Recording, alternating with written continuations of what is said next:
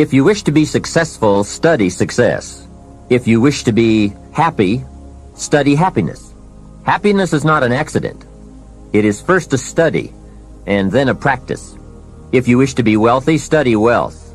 Would you like to guess how many people make wealth a study? Right, very few. Surely, since wealth and happiness and success are all values to cultivate, you would naturally assume that most people would make a careful study of them.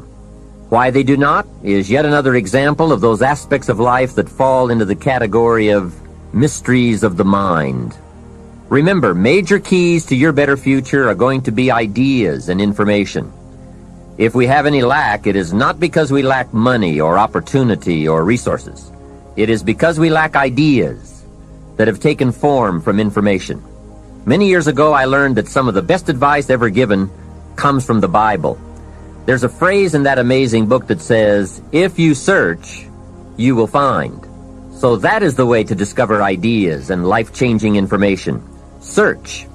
In order to find, you must search. You must go to the seminars and to the training classes. You must listen to the cassette programs that can give you breakthrough ideas. You must go and engage in conversations with people of substance. You must go looking, go searching. Rarely does a good idea interrupt you. And as you make a diligent search, you will find just the ideas you need. Now, here is the next key word in the process of seeking information that can change your life, and that word is capture. When you find a good idea, capture it. Don't trust your memory. Capture everything. Write it down. Record it. This is one of the reasons why we have put this program on cassette tapes, to capture the ideas. As a serious student of wealth and happiness, I would encourage you to make use of a journal as a gathering place for all the ideas that come your way. I consider personal journals to be one of the 3 treasures a wise person will leave behind. Here are those 3 treasures. 1 is your photographs. Take a lot of pictures. Being able to capture the event in a fraction of a second is a phenomenon of the 20th century. And how easy it is to take phenomena for granted. I've gone to Taiwan to lecture 3 times in the last 3 years. On my last trip, there were about 1,000 people in attendance for a weekend seminar. Now, if there were 1,000 people in the room, guess how many cameras were also in the room? Right, 1,000. Everyone brings a camera to capture all the events and the people, new friends, new experiences. I spend a big part of my time having my picture taken with everyone. Have you ever looked at the pictures a couple of generations back? Unfortunately, there are only a handful. But wouldn't it be great if there were hundreds of pictures to tell the whole story? So make sure you leave behind your whole story in your treasure of pictures. The next treasure to leave behind is your library. All the books you have chosen. Books well read, well underlined, with notes and observations and reflections you have written in the margins. The books that have helped shape your philosophy and the values of your life. That is a treasure, your library. And your listening library, too. All these terrific cassettes. They are a treasure. The third treasure to leave behind is perhaps the most important. And that is your journals, containing all the ideas you have captured in your lifetime. Business ideas, social ideas, culture ideas, investment ideas, lifestyle ideas. Can you imagine the value these journals would have? They will certainly be more valuable to leave behind to your children than your couch. So, get serious about your search for information and ideas, and about leaving that information behind for future generations. Here is the next key word for expanding your life for the better. That word is review. Go back over all your life experiences. Learn a skill called reflection, pondering life's events with the intent of learning. That is so important. I call it running the tapes again. The events of your life are some of the best sources of information. Don't merely go through your days, get from your days. Be aware of what's going on around you so that you will drive the grooves in the record of that day deep into your consciousness. Here are some good times to reflect. First, at the end of the day, take a few minutes and go back over your day.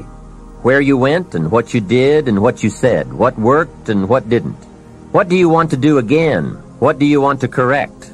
The colors, the sights, the sounds, the conversations, the experiences. You see, experience can become commodity, currency, coin, an incredible source of value, but only if you take time to reflect on the experience and turn it into something of value. As we mentioned in our first fundamental, it's not what happens that makes the difference in how your life works out, but rather what you do about what happens. And part of doing something about what happens is this process of reflection, studying an event in order to glean valuable information from it. Another time to reflect is at the end of the week. Take a few hours. Take a half a day at the end of the month. Take a weekend at the end of the year. Reason? To make the past more valuable. Sophisticated people have learned how to gather up the past and invest it in the future.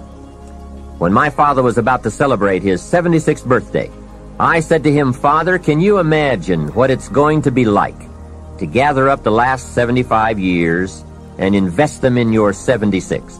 That's how life can become productive and exciting. Not just living one more year, but gathering up the years and investing them in the next one." By reflecting, you can gather up all the conversations you have ever had and invest all that you have learned and all that you have felt in the next conversation. Gather all your experiences and invest all that you have learned and felt in your next experience. And the more value, the more substance, the more information, the more wisdom you can gather from all of your yesterdays, the more exciting your future becomes. Probably all of us already know all that we need to know in order to make our lives turn out the way we want, except for one thing: how to gather what we've learned in order to invest it in what we want to become. So start a new discipline that can lead to wealth and happiness. Find out how things work. Never let it be said you didn't find out. Now let me give you a qualifying phrase. You may not be able to do all you find out, but make sure you find out all you can do. So make your own life one of your most important studies. And in studying your own life, be sure to study the negative as well as the positive, your failures as well as your successes. Our so-called failures serve us well when they teach us valuable information. They're frequently better teachers than our successes. One of the ways we learn how to do something right is simply by doing it wrong. Doing it wrong is a great school for learning. Now I would suggest that you not take too long. If you've done it wrong for 10 years, I wouldn't suggest another 10. But what a close at hand and emotionally impactful way to learn from your own experiences. When I met Mr. Schoaf, I had been working 6 years. I started when I was 19, and when I met him, I was 25. He said to me, "Mr. Rohn, you have been working now for 6 years. How are you doing?" I said, "Not very well." He said, "Then I suggest you not do that anymore. 6 years is long enough to operate the wrong plan." Next he asked, "How much money have you saved in the last 6 years?" I said, "Not any." He said, "Who sold you on that plan 6 years ago?" What a fantastic question. Where did I get my present plan that wasn't working well? Hey, everyone has bought someone's plan. The question is, whose? Whose plan have you bought? Now, those initial confrontations as you come to grips with your own past experiences may be a little painful at first, especially if you have made as many errors as I did. But think of the progress you can make when you have finally confronted those errors by becoming a better student of your own life. Now, the next way to learn is from other people's experiences. And remember, you can learn from other people whether they have done it right or wrong. You can learn from negative as well as positive. The Bible is such a great book because it is a collection of human stories on both sides of the ledger. One list of human stories is called examples. Do what these people did. And the other list of human stories is called warnings. Don't do what these clods did. What a wealth of information. What to do and what not to do. I think it also means, however, that if your story ever gets in somebody's book, make sure they use it as an example, not a warning. There are 3 ways to learn from other people. The first is to listen to the cassettes and read the books by and about people who've accomplished great things. All the successful people I know and work with around the world are good readers. They just read. They are so curious that they are driven to read because they just have to know. It is one of the things they all have in common. Here's a good phrase: all leaders are readers.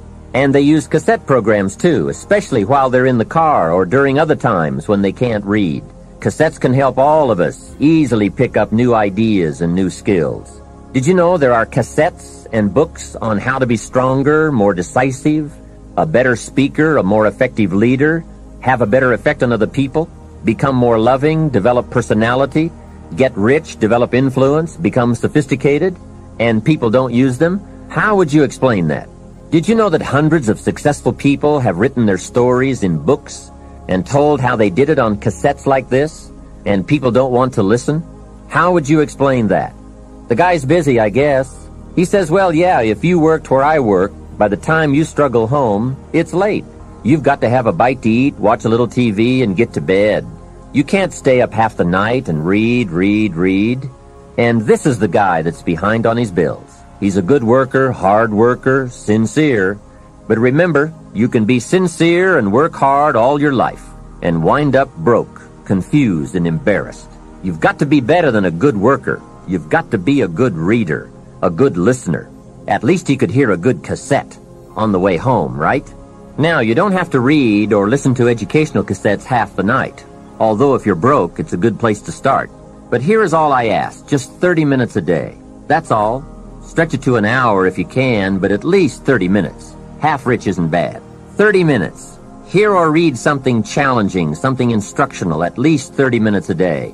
And here's the next key. Every day. Don't miss. Miss a meal, but not your 30 minutes. Hey, you can get along without some meals, but you can't get along without some ideas, examples, and inspiration. There's a Bible phrase that says, humans cannot live on bread alone, or food alone. It says the next most important thing to bread is words. Words nourish the mind. Words nourish the soul. Humans have to have food and words to be healthy and prosperous. Make sure you have a good diet of words every day. I told my staff one day, some people read so little they have rickets of the mind. And also remember, to properly feed the mind, you must have good balance. Don't just read or listen to the easy stuff. You can't live on mental candy. Here is a thought. Why not call good books and cassettes tapping the treasure of ideas? That's it, tapping the treasure of ideas, like you're doing with this program. And if somebody's got a good excuse for not tapping the treasure of ideas for at least 30 minutes every day, or spending the money and getting the books and cassettes, I'd like to hear it. Some excuses you wouldn't believe. I say, John, I've got this gold mine. I've got so much gold, I don't know what to do with it all. Come on over and dig. John says, I don't have a shovel. I say, well, John, get you one. He says, do you know what they want for shovels? Hey, invest the money. Get the cassettes and books. The best money you can spend is money invested in your self-education. Don't shortchange yourself when it comes to investing in your own better future. Mr. Schoaf got me started on my library when I first met him. He said to me, become self-educated. Standard education will get you standard results. Check those numbers and see if that's what you want. And if it isn't, if you want something better than standard, you must become self-educated. So I went to work on my library, and I now have one of the best. Thank you for your valuable time in watching. If you like my video, please subscribe and click notification bell for you to be updated of my new posts. And please follow me in other social media platforms listed below. Have a blessed day ahead of you.